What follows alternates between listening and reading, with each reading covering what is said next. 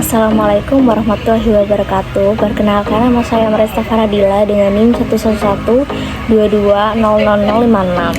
Video ini saya buat sebagai tugas akhir mata kuliah pemerintahan daerah kelas F yang dibimbing oleh Ibu Endang Indartuti selaku dosen pengampu.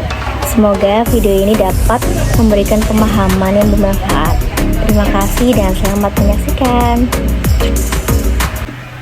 Di sini saya akan menjelaskan histori perbedaan Undang-Undang Pemerintahan Daerah mulai dari Undang-Undang Nomor 5 Tahun 1974 sampai Undang-Undang Nomor 23 Tahun 2014. Berikut saya tampilkan tabel histori perbedaan Undang-Undang Pemerintahan Daerah agar lebih jelas. Perbedaan mengenai pengertian, prinsip-prinsip dan otonomi. Undang-Undang Nomor 5 Tahun 1974. Pengertiannya, Kota Solo dipandang sebagai bagian dari hierarki pemerintahan pusat. Pemerintah Kota Solo bertugas melaksanakan kebijakan pusat secara administratif dan menjalankan tugas pembantuan dengan kewenangan yang sangat terbatas dan tanpa ruang untuk inovasi lokal. Prinsip-prinsipnya ada sentralisasi dan dekonsentralisasi. Otonominya, otonomi terbatas dengan sentralistik. Kota Solo menjalankan pemerintahan daerah dengan kewenangan yang sangat terbatas. Pemerintahan Kota Solo hanya bertugas sebagai pelaksana kebijakan yang ditentukan oleh pemerintah pusat dan tidak memiliki kebebasan untuk mengatur urusan lokal secara independen. Yang kedua, Undang-Undang Nomor 22 Tahun 1999. Pengertiannya, Kota Solo diberi otonomi luas, yang berarti pemerintah daerah dapat mengatur dan mengelola urusan rumah tangganya sendiri, kecuali urusan tertentu seperti pertahanan, keamanan, agama, dan politik luar negeri. Fokus pada pemberdayaan masyarakat lokal. Prinsip-prinsipnya ada desentralisasi, kemandirian, dan partisipasi. Otonominya, otonomi luas dan desentralisasi. Kota Solo mendapatkan kewenangan yang lebih besar untuk mengatur dan mengelola urusan daerah yang sendiri. Pemerintah Kota Solo memiliki hak untuk mengatur kebijakan lokal dengan fokus pada kebutuhan masyarakat dan tanpa intervensi pusat pada urusan non strategis. Yang ketiga, Undang-Undang Nomor 32 Tahun 2004. Pengertiannya, Kota Solo tetap memiliki otonomi luas, tetapi pengelolaannya diarahkan pada akuntabilitas dan transparansi. Pengertian otonomi mencakup pembagian kewenangan yang lebih jelas antara pemerintah pusat, provinsi, dan pemerintah Kota Solo untuk menghindari konflik kewenangan. Prinsip-prinsipnya desentralisasi berimbang, akuntabilitas dan transparansi, dan efisiensi administrasi. Otonominya, otonomi luas dengan pembagian kewenangan yang lebih jelas. Kota Solo tetap memiliki otonomi luas, tetapi dengan pembagian kewenangan yang lebih jelas antara pemerintah pusat, provinsi, dan kota. Ada pembagian tugas dan pengawasan yang lebih rinci dan fokus pada akuntabilitas serta transparansi dalam pengelolaan pemerintahan. Yang keempat, Undang-Undang Nomor 23 Tahun 2014. Pengertiannya, Kota Solo menjalankan otonomi dengan penekanan pada efisiensi dan efektivitas pelayanan publik. Namun, beberapa kewenangan strategis seperti pengelolaan sumber daya alam, investasi besar, dan urusan strategis lainnya dikembalikan ke pemerintah pusat atau provinsi. Prinsip-prinsipnya efisiensi dan efektivitas, pengawasan dan kontrol pusat, dan harmonisasi kebijakan.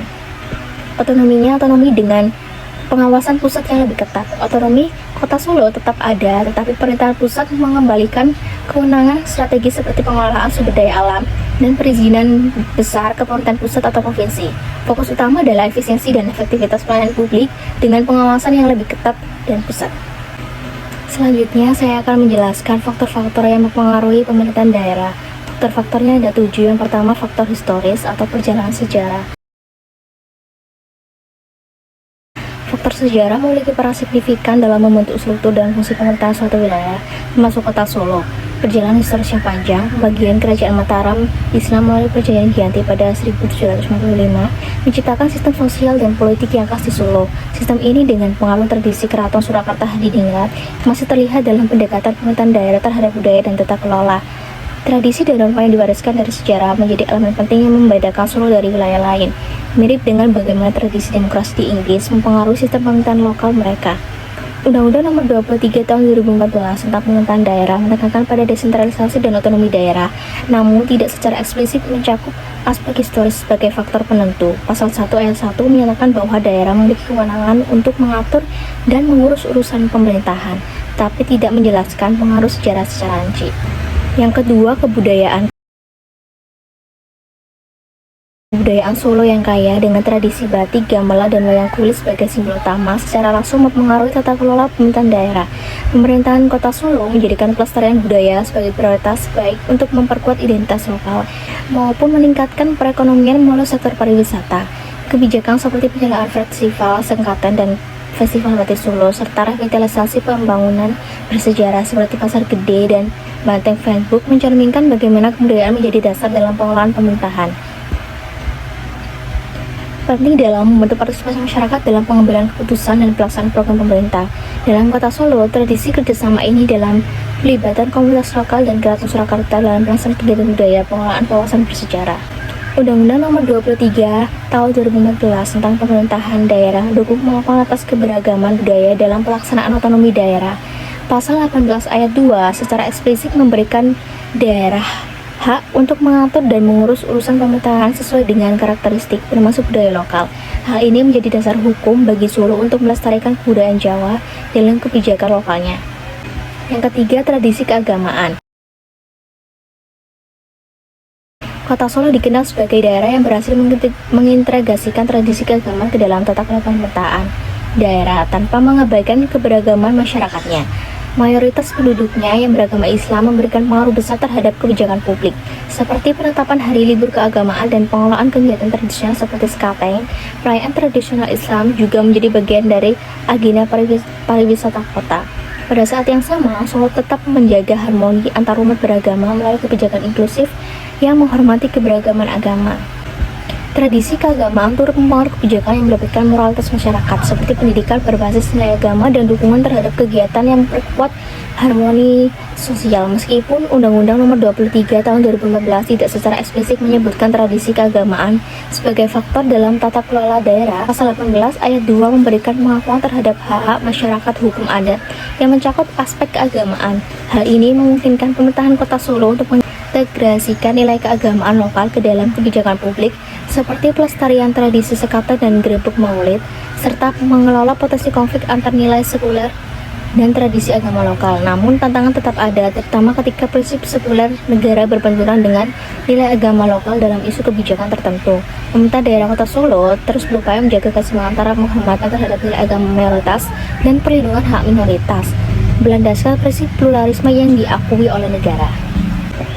Yang keempat, faktor geografi dan demografi.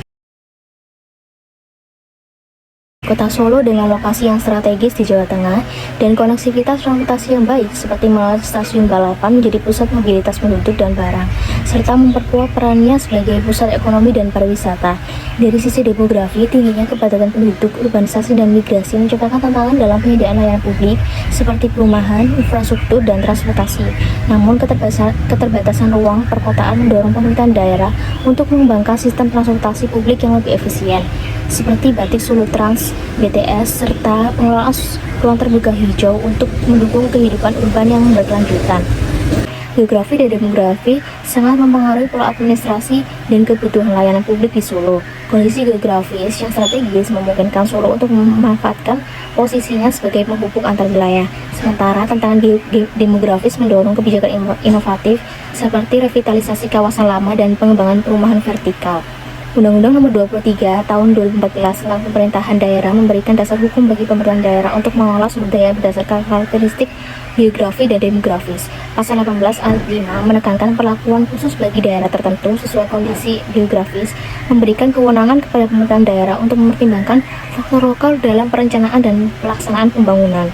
Dalam konteks Solo, lokasi strategis dan kepadatan penduduknya mendorong pengembangan sektor pariwisata, pengelolaan kawasan budaya, dan transportasi publik yang terintegrasi. Meskipun demikian, terdapat kesenjangan antara teori dan praktik di lapangan seperti cakupan transportasi publik yang masih terbatas. Selain itu, urusan pemerintahan pilihan seperti transportasi dan pengelolaan uang disesuaikan dengan asas desentralisasi yang memungkinkan pemerintahan daerah untuk mengoptimalkan potensi lokalnya. Kota Solo menunjukkan bagaimana kondisi geografis dan demografi dapat dimanfaatkan sebagai peluang untuk mendorong pembangunan yang berkelanjutan dan inklusif. Yang kelima, politik.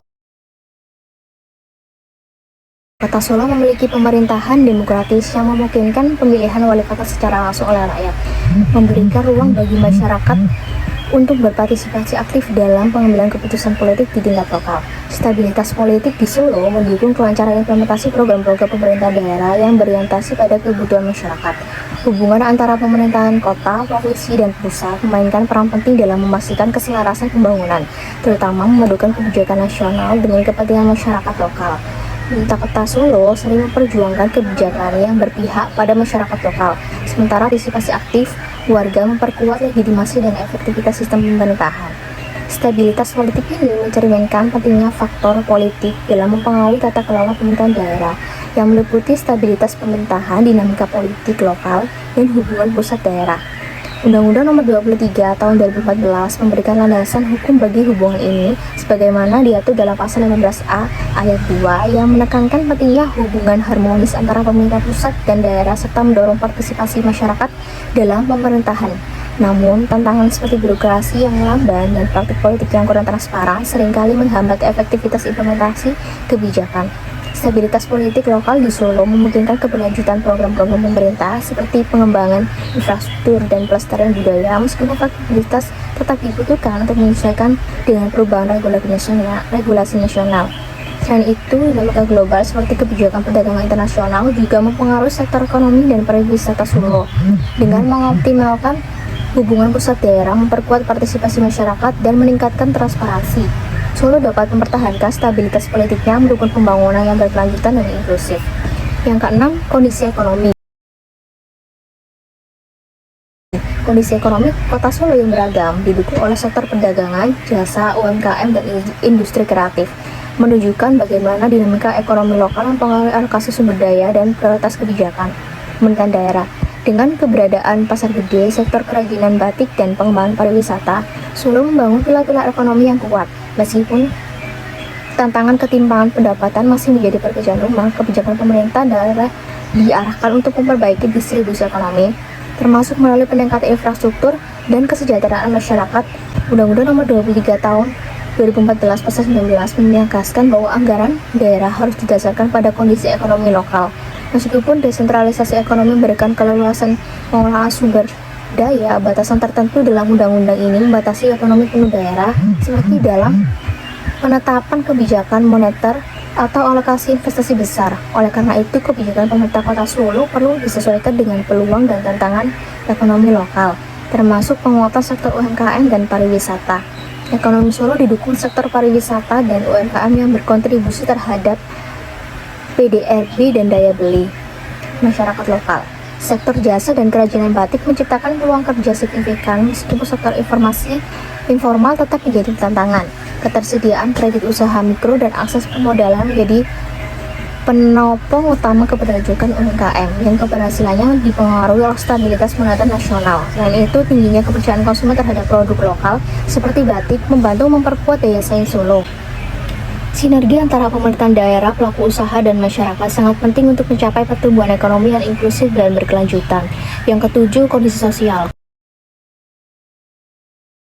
Kondisi sosial Kota Solo yang dipengaruhi oleh urbanisasi dan mobilitas sosial cukup tinggi mencerminkan tantangan dan peluang bagi pemerintahan daerah dalam mengelola masyarakat yang heterogen. Ketimpangan sosial terlihat dari dominasi sektor informal sebagai lapangan kerja utama yang menyebabkan pemerintahan harus fokus pada program kesejahteraan sosial seperti peningkatan akses pendidikan dan kesehatan bagi warga miskin.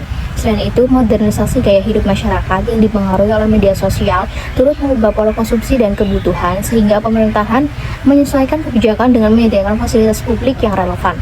Peningkatan kualitas hidup warga menjadi prioritas utama, mencakup perhatian pada kesehatan masyarakat, pembangunan ruang publik, dan penciptaan lapangan kerja. Faktor sosial sangat mempengaruhi tata kelola pemerintahan, di mana dinamika hubungan masyarakat menentukan keberhasilan program-program pemerintah. Karakter sosial masyarakat Solo, termasuk kebutuhan akan pendidikan, kesehatan, pengentasan kemiskinan, dan pengurangan kesenjangan sosial, menjadi indikator keberhasilan pembangunan daerah. Undang-Undang Nomor 23 Tahun 2014 Pasal 22 mengatur partisipasi masyarakat dalam pemerintahan, tetapi tidak secara spesifik menempatkan kondisi sosial sebagai faktor utama dalam tata kelola daerah. Namun, undang-undang ini menekankan pentingnya penyediaan layanan publik yang adil dan merata sebagai bagian dari upaya meningkatkan kesejahteraan masyarakat. Berikut saya tampilkan struktur organisasi pemerintahan daerah Kota Solo. Selanjutnya urusan pemerintahan daerah Kota Solo. Tugas pokok dan fungsi urusan pemerintahan wajib pelayanan dasar.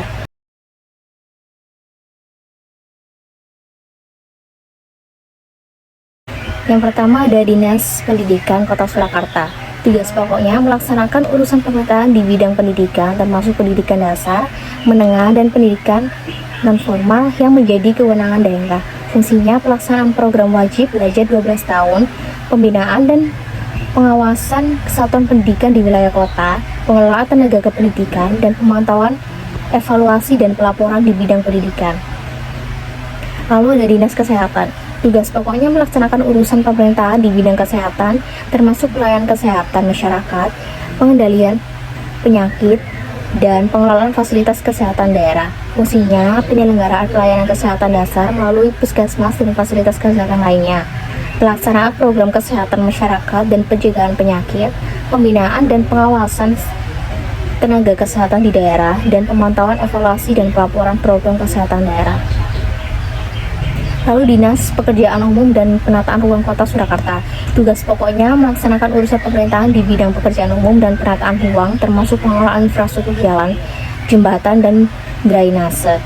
Fungsinya perencanaan pembangunan infrastruktur publik, pemeliharaan dan perbaikan fasilitas umum, pengawasan terhadap tata ruang kota, pengelolaan pembangunan daerah untuk menunjang kesejahteraan masyarakat. Dinas Perumahan, Kawasan Pemukiman, dan Pertahanan. Tugas pokoknya melaksanakan urusan pemerintahan di bidang perumahan rakyat dan kawasan pemukiman, termasuk penyediaan rumah layak huni dan penataan kawasan kumuh. Fungsinya perencanaan dan pengelolaan program perumahan rakyat, peningkatan kualitas lingkungan pemukiman, pembangunan fasilitas umum di kawasan pemukiman, dan pengawasan dan evaluasi terhadap kebijakan perumahan dan pemukiman. Lalu Satuan Polisi Pamung Praja atau Satpol PP. Tugas pokoknya melaksanakan urusan pemerintahan di bidang ketentraman, ketertiban umum, dan perlindungan masyarakat. Fungsinya penegakan pengaturan daerah atau Perda, pengawasan ketertiban umum di wilayah kota, perlindungan masyarakat dalam kondisi darurat, pemantauan, evaluasi, dan pelaporan terkait ketentraman dan ketertiban umum. Lalu Dinas Sosial Kota Surakarta. Tugas pokoknya melaksanakan urusan pemerintahan di bidang sosial, termasuk pengentasan kemiskinan, bantuan sosial, dan pemberdayaan masyarakat. Fungsinya penanganan masalah sosial, termasuk rehabilitasi sosial dan pelayanan kesejahteraan sosial, penyelenggaraan program bantuan sosial untuk masyarakat miskin, pembinaan dan pemberdayaan komunitas sosial di daerah, dan pengelolaan data dan informasi kesejahteraan sosial daerah. Tugas pokok dan fungsi urusan pemerintahan wajib dan pelayanan dasar.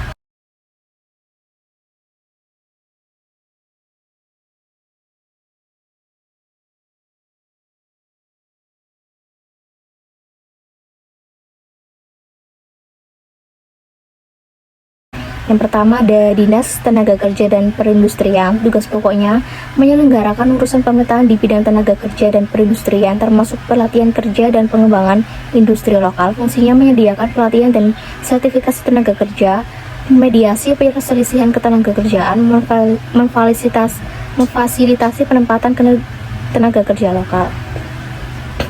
Dinas Pemberdayaan Perempuan dan Perlindungan Anak.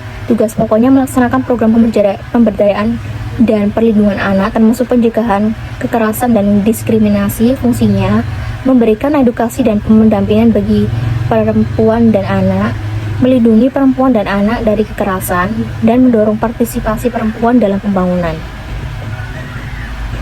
Dinas Kependudukan dan Pencatatan Sipil. Tugas pokoknya menyelenggarakan urusan pemerintahan di bidang administrasi kependudukan dan pencatatan sipil, termasuk pengelolaan data penduduk. Fungsinya melayani pembuatan dokumen kependudukan atau KTP, KK, akte kelahiran, menyediakan data kependudukan untuk keperluan pembangunan. Lalu Dinas Koperasi Usaha Kecil dan Menengah dan Perindustrian. Tugasnya menyelenggarakan urusan pemerintahan di bidang koperasi, usaha kecil dan menengah, serta perindustrian, termasuk pemberdayaan UMKM dan pengembangan koperasi. Fungsinya memberikan pelatihan dan bantuan kepada pelaku usaha kecil dan mendukung pengembangan koperasi di masyarakat. Dinas Pertanian, Ketahanan Pangan, dan Perikanan. Tugas pokoknya melaksanakan urusan pemerintahan di bidang pertanian, ketahanan pangan, dan perikanan yang menjadi kewenangan daerah. Fungsinya perumusan kebijakan terkait ketahanan pangan, pertanian, dan perikanan, pelaksanaan kebijakan di bidang tersebut, pembinaan dan pelaksanaan tugas di bidang ketahanan pangan, pertanian, dan perikanan, dan pelaksanaan administrasi dinas sesuai dengan tugasnya. Dinas Perumahan Kawasan Pemukiman dan Pertahanan. Tugas pokoknya melaksanakan urusan pemerintahan di bidang perumahan, kawasan pemukiman dan pertahanan yang menjadi kewenangan daerah. Fungsinya perumusan kebijakan terkait perumahan, pemukiman dan pertahanan, pelaksanaan kebijakan di bidang tersebut, dan pembinaan pelaksanaan tugas di bidang perumahan, pemukiman dan pertahanan. Lalu Dinas Pemberdayaan Masyarakat, tugas pokoknya melaksanakan urusan pemerintahan di bidang pemberdayaan masyarakat yang menjadi kewenangan daerah. Fungsinya perumusan kebijakan terkait pemberdayaan masyarakat dan desa, pelaksanaan kebijakan di bidang tersebut, pembinaan dan pelaksanaan tugas di bidang pemberdayaan masyarakat dan desa. Lalu Dinas Perhubungan, tugas pokoknya melaksanakan urusan pemerintahan di bidang perhubungan yang menjadi kewenangan daerah. Fungsinya perumusan kebijakan terkait lalu lintas dan angkutan jalan, perkeretaapian dan transportasi lainnya, pelaksanaan kebijakan di bidang perhubungan dan pembinaan dan pengawasan di bidang perhubungan. Dinas Perumahan Rakyat dan Kawasan Pemukiman serta Pertahanan, tugas pokoknya melaksanakan urusan pemerintahan di bidang perumahan rakyat, kawasan pemukiman, serta pertahanan yang menjadi kewenangan daerah berdasarkan asas otonomi dan tugas pembantuan. Fungsinya perumusan dan pelaksanaan kebijakan terkait perumahan, kawasan pemukiman dan pertahanan, pembinaan dan pelaksanaan tugas di bidang perumahan, kawasan pemukiman dan pertahanan, dan pelaksanaan administrasi dinas sesuai dengan tugasnya. Lalu Dinas Lingkungan Hidup Kota Surakarta, tugas pokoknya melaksanakan urusan pemerintahan di bidang lingkungan hidup yang menjadi kewenangan daerah berdasarkan asas otonomi dan tugas pembantuan. Fungsinya perumusan kebijakan terkait perencanaan lingkungan hidup, kajian lingkungan hidup strategis, pengendalian pencemaran dan kerusakan lingkungan, serta pengelolaan sampah dan limbah. Pelaksanaan kebijakan di bidang lingkungan hidup, pembinaan dan pelaksanaan tugas di bidang lingkungan hidup, dan pelaksanaan administrasi dinas sesuai dengan tugasnya. Lalu Dinas Komunikasi Informatika dan Persalinan, tugas pokoknya melaksanakan urusan pemerintahan di bidang komunikasi dan informatika statistik serta persandian yang menjadi kewenangan daerah berdasarkan asas otonomi dan tugas pembantuan. Fungsinya pengelolaan teknologi informasi dan komunikasi publik, penyediaan data statistik sektoral untuk mendukung perencanaan pembangunan daerah, dan pengelolaan persandian untuk pengaman informasi pemerintah. Lalu Dinas Penanaman Modal dan Pelayanan Terpadu Satu Pintu, tugas pokoknya menyelenggarakan urusan pemerintahan di bidang penanaman modal dan pelayanan terpadu satu pintu berdasarkan asas otonomi daerah dan tugas pembantuan. Fungsinya menyelenggarakan kesekretariasan dinas, penyusunan rencana program, pengendalian, evaluasi dan pelaporan, penyelenggaraan penanaman modal, pengelolaan pelayanan perizinan terpadu satu pintu, penyelenggaraan sosialisasi, pembinaan jabatan fungsional, dan pengelolaan UPT Dinas Penanaman Modal dan Pelayanan Terpadu Satu Pintu Kota Surakarta. Dinas Kebudayaan Kota Surakarta, tugas pokoknya melaksanakan urusan pemerintahan di bidang kebudayaan yang menjadi kewenangan daerah. Fungsinya pelestarian dan pengembangan budaya lokal seperti kesenian tradisional, bahasa, dan cagar budaya, penyelenggaraan festival dan kegiatan kebudayaan, pembinaan komunitas seni budaya lokal. Dinas Kearsipan dan Perpustakaan, tugas pokoknya melaksanakan urusan pemerintahan di bidang kearsipan dan perpustakaan. Fungsinya pengelolaan arsip daerah untuk mendukung tata kelola pemerintahan yang baik, penyelenggaraan layanan perpustakaan untuk masyarakat guna meningkatkan minat baca dan literasi, dan pelestarian dokumen sejarah dan arsip penting. Lalu Dinas Kepemudaan dan Olahraga, tugas pokoknya melaksanakan urusan pemerintah di bidang kepemudaan dan olahraga. Fungsinya pembinaan atlet dan pengembangan olahraga di tingkat lokal hingga nasional, fasilitas kegiatan kepemudaan untuk pengembangan nasional generasi muda, pengelolaan sarana olahraga dan penyelenggaraan event olahraga. Lalu Dinas Statistik Kota Surakarta, tugas pokoknya melaksanakan urusan pemerintahan di bidang statistik sektoral. Fungsinya penyediaan data statistik untuk mendukung pengambilan keputusan dalam pembangunan daerah, pengelolaan sistem data yang terintegrasi dengan kebutuhan pemerintahan daerah, dan pelaporan data sektoral ke pemerintahan pusat. Lalu Dinas Pemadam Kebakaran, tugas pokoknya melaksanakan urusan pemerintahan di bidang pemadam kebakaran dan penyelamatan. Fungsinya penanggulangan kebakaran di wilayah perkotaan, penyediaan edukasi kepada masyarakat tentang pencegahan kebakaran, penyelamatan korban pada situasi darurat seperti bencana alam dan kecelakaan. Dan terakhir, Dinas Pengendalian Penduduk dan Keluarga Berencana, tugas pokoknya melaksanakan urusan pemerintahan di bidang pengendalian penduduk dan keluarga berencana. Fungsinya pelayanan program keluarga berencana atau KB kepada masyarakat, pengelolaan data dan informasi kependudukan untuk perencanaan pembangunan, dan edukasi kepada masyarakat tentang pentingnya perencanaan keluarga berencana. Tugas pokok dan fungsi urusan pemerintahan dinas pilihan. Pertama ada Dinas Pertanian, Ketahanan, pangan dan perikanan. Tugas pokoknya melaksanakan urusan pemerintahan di bidang pertanian, ketahanan pangan, dan perikanan yang menjadi kewenangan daerah berdasarkan asas otonomi dan tugas pembantuan. Fungsinya perumusan kebijakan terkait ketahanan pangan, pertanian, dan perikanan, pelaksanaan kebijakan di bidang tersebut, dan pembinaan pelaksanaan tugas di bidang ketahanan pangan, pertanian, dan perikanan. Lalu Dinas Pariwisata, tugas pokoknya melaksanakan urusan pemerintahan di bidang pariwisata yang menjadi kewenangan daerah berdasarkan asas otonomi dan tugas pembantuan. Fungsinya perumusan kebijakan terkait pengembangan destinasi wisata, pemasaran wisata, dan pengembangan ekonomi kreatif, dan pelaksanaan kebijakan di bidang pariwisata. Lalu ada Dinas Perdagangan, tugas pokoknya melaksanakan urusan pemerintahan di bidang perdagangan yang menjadi kewenangan daerah berdasarkan asas otonomi dan tugas pembantuan. Fungsinya perumusan kebijakan terkait perizinan dan pendaftaran perusahaan, sarana distribusi perdagangan, stabilisasi harga barang kebutuhan pokok dan barang penting, pengembangan ekspor serta standarisasi dan perlindungan konsumen, dan pembinaan pengawasan terhadap pelaksanaan kebijakan di bidang perdagangan. Yang terakhir, Dinas Perindustrian ditangani oleh Dinas Koperasi, UMKM, dan Perindustrian. Tugas pokoknya menegakkan urusan pemerintahan di bidang koperasi, usaha kecil dan menengah, serta perindustrian termasuk pemberdayaan UMKM dan pengembangan koperasi. Fungsinya memberikan pelatihan dan bantuan kepada pelaku usaha kecil dan mendukung pengembangan koperasi di masyarakat. Sekian pemaparan dari saya. Wassalamualaikum warahmatullahi wabarakatuh. Bye-bye.